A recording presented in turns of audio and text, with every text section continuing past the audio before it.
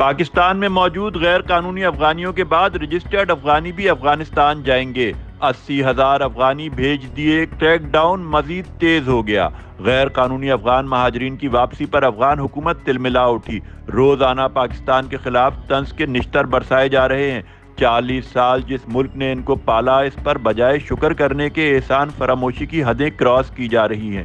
وزیر اطلاعات بلوچستان جان اچکزئی نے کہا ہے کہ افغانستان حکومت تند و تیز بیانات نہ دے۔ غیر قانونی مقیم مہاجرین کے بعد اب رجسٹرڈ مہاجرین کو بھی افغانستان واپس بھیجیں گے۔ کراچی پریس کلب میں پریس کانفرنس کرتے ہوئے نگران وزیر اطلاعات بلوچستان جان اچکزئی نے کہا کہ آج اہم مسئلے پر بات کر رہے ہیں۔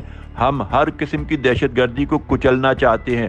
قوم اس گھڑی میں اپنے بھائیوں کے شانہ بشانہ کھڑی ہے۔ وزیر اعظم پاکستان نے واضح کیا ہے کہ غیر قانونی مقیم افراد کو افغانستان کے حوالے کیا جائے گا۔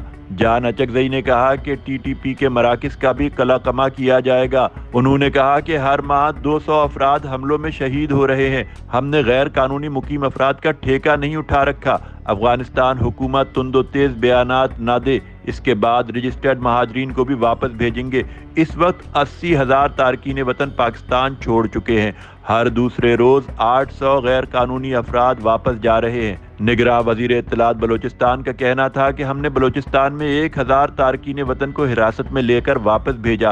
ہماری مہم غیر قانونی مقیم تارکین وطن کے خلاف ہے اور ان کے خلاف یہ مہم جاری رہے گی۔ جان اچکزئی نے کہا کہ سندھ حکومت نے ہمارے ساتھ بہت تعاون کیا ہے۔ سندھ کے تارکین وطن کا آئندہ دنوں میں سلسلہ تیز ہو جائے گا۔ ہم روزانہ چمن بارڈر سے 10,000 افغان باشندوں کو واپس بھیج رہے ہیں۔